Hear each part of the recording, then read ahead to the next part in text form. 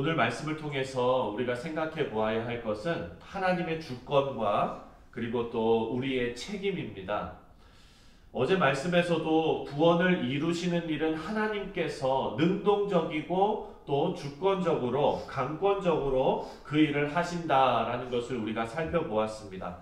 그것은 마치 하나님께서 아브라함을 부르시고 그리고 약속의 아들 이삭을 택하시고 그리고 에서와 야곱 중에서 둘째 아들 야곱을 택하시는 그 일련의 과정이 인간하고 상의해서 하신 내용이 아니다라는 것. 하나님께서 주권적으로 하시는 일이고 인간은 그것에 대해서 아무런 의의를 제기할 수 없다는 것을 살펴보았습니다. 오늘 말씀도 그 말씀의 연장선상에 있습니다. 우리는 구원의 일에 있어서 하나님께 이의를 제기할 수가 없습니다. 그럴 만한 자격이 우리에게는 없습니다. 바울이 지금 이 사실을 강조하는 데는 이유가 있습니다. 하나님의 주권, 하나님께서 하시는 일, 이것을 인정하는 것이 하나님의 백성의 의미를 더 선명하게 보여주기 때문입니다. 하나님의 백성은 하나님께서 하시는 일에 순종하는 모습이 가장 아름다운 하나님의 백성의 모습입니다. 이것은 불만의 마음을 억지로 눌러버리려는 그런 의도가 아닙니다. 하나님의 백성이 어떤 존재인지를 설명하기 위한 사도 바울의 노력입니다.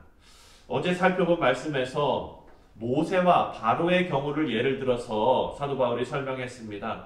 하나님께서 긍휼히 여길 자를 긍휼히 여기시고 또 강팍하게 하시고자 하는 자를 작정하신 그 강팍하게 하시는 것을 우리가 하나님 통해서 볼 수가 있었다라는 것이 바로 사도 바울의 논증이었습니다.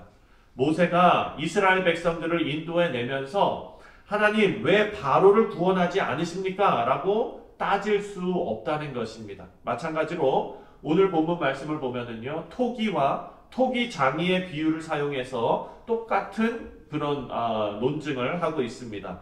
20절과 21절을 우리 함께 다시 한번 합독하겠습니다. 20절과 21절입니다. 시작. 이 사람아, 내가 누구이기에 감히 하나님께 반문하느냐? 지음을 받은 물건이 지은 자에게 어찌 나를 이같이 만들었느냐 말하겠느냐? 토기 장이가 진흙 한 덩이로 하나는 귀 있을 그릇을 하나는 천이 있을 그릇을 만들 권한이 없느냐.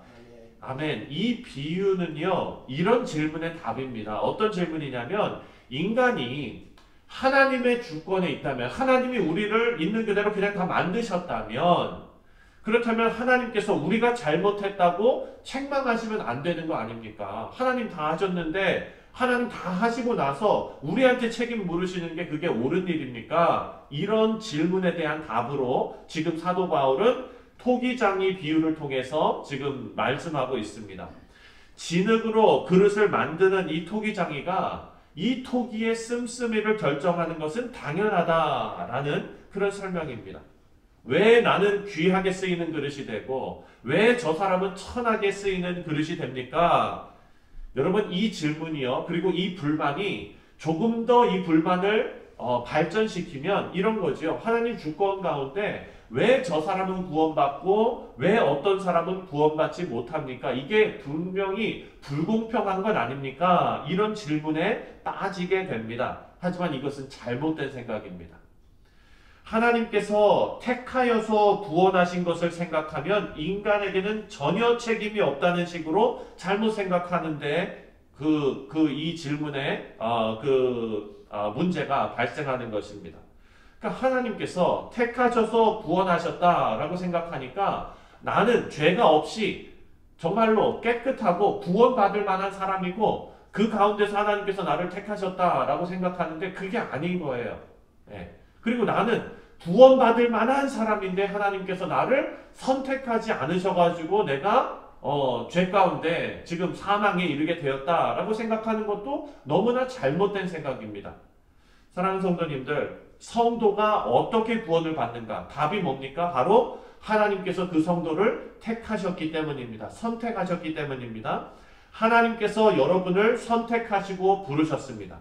여러분이 지금 예수님을 구주로 영접하고 여러분의 그 신앙을 고백할 수 있는 이유가 다른 데서 오는 것이 아니라 하나님께서 여러분을 선택하셨기 때문이라는 것입니다. 이것이 사도 바울이 계속 설명한 믿음과 은혜로 구원받는 이신칭의입니다. 믿음으로 믿음에 이르게 되는 그 일입니다.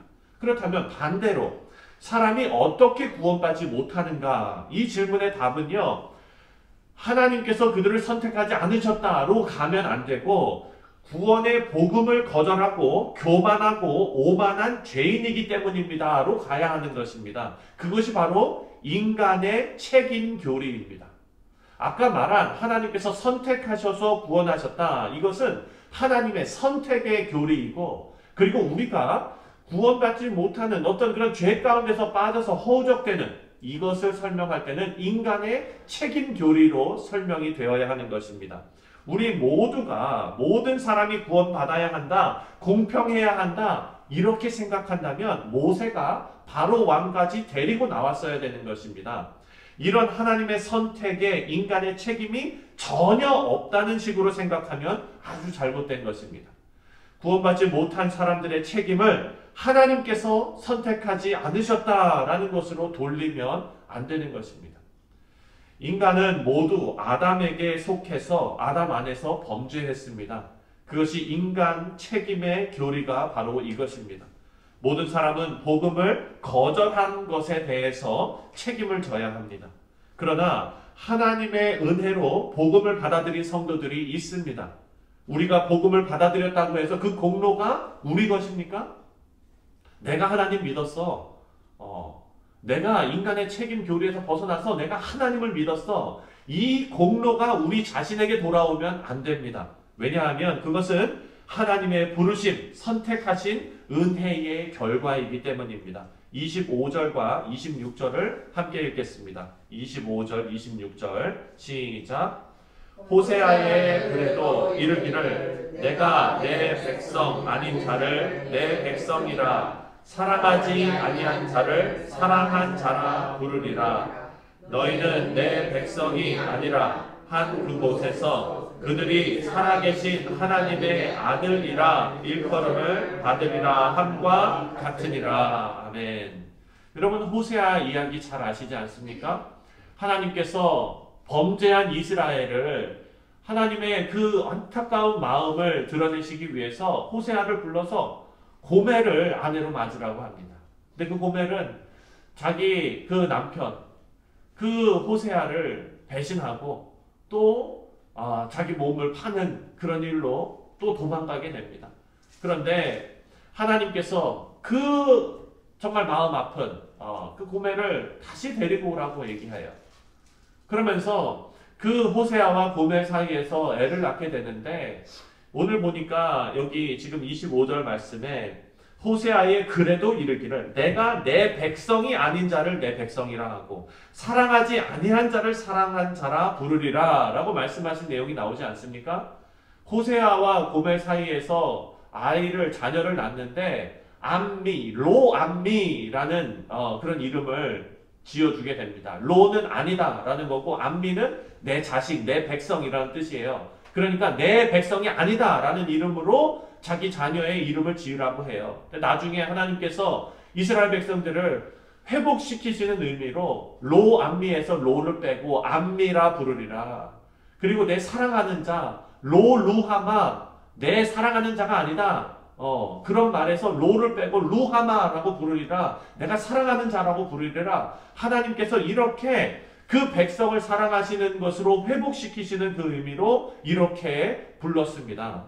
내가 자랑할 것이 우리 안에는 없다는 것입니다. 모든 것이 하나님께서 불러주시고 하나님께서 선택해 주시고 그렇게 해주신 것입니다. 왜냐하면 방금 읽은 이 말씀처럼 하나님께서 하나님의 백성이 아니었던 자를 선택하고 부르시고 하나님의 백성을 삼으시면서 또 호세아에서 살펴본 것처럼 하나님을 배신한, 하나님을 사랑하지 않는 그런 자들을 하나님께서 사랑하는 백성으로 불러주시고 회복시키시고 구원하시는데 무엇을 사용하셨냐? 하나님의 주권을 사용하셨다라는 것입니다. 여기서 구원은 하나님의 은혜와 불쌍히 여기심으로만 받을 수 있다라는 것을 우리가 다시 한번 알 수 있습니다. 우리 사랑하는 성도님들, 지금 사도 바울이 비유로 들은 토기와 토기장이의 이 비유로 하나님의 주권을 설명하셨습니다. 정말 맞는 말입니다. 그런데 여러분, 우리는 아무런 생각조차 할 수 없는 토기가 아닙니다. 우리가 피조물이라는 차원에서는 토기와 동일합니다. 하지만 우리는요, 피조물일 뿐만 아니라 인격체입니다. 하나님께서 만든 인격체입니다. 다시 말해서 피조된 인격체입니다. 인격체가 가지고 있는 것이 있습니다. 그것이 바로 자유입니다. 그래서 우리는 하나님께서 온전히 하나님께 의존하는 것과 동시에 인격적으로서 우리가 누리는 결단할 수 있는 자유가 우리에게 주어졌습니다. 그렇기 때문에 우리를 영광의 자리로 이끌어 가시는 하나님의 방법이 강제적이고 순간적이고 우리를 갑자기 바꿔놓으셔서가 아니라 오랜 시간 우리의 인격을 다듬고 고난의 방법을 사용하시고 그렇게 빚어가셔서 만드신다는 것입니다. 그 이유는 우리를 인격체로 만드셨기 때문이에요.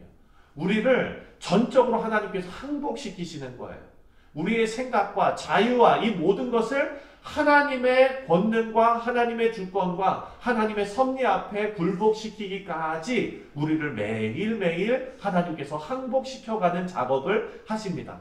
자녀들을 키워내는 방법과 마찬가지이죠.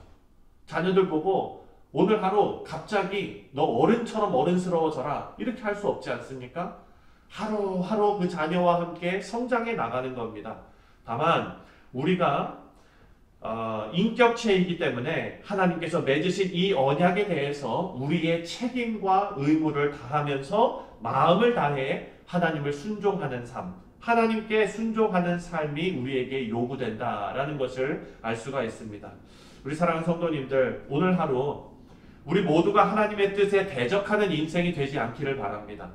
하나님의 선하신 뜻에 순종하면서 성도로서 책임과 의무를 다하시는 우리 귀한 성도님들 다 되시기를 주님의 이름으로 축원드립니다.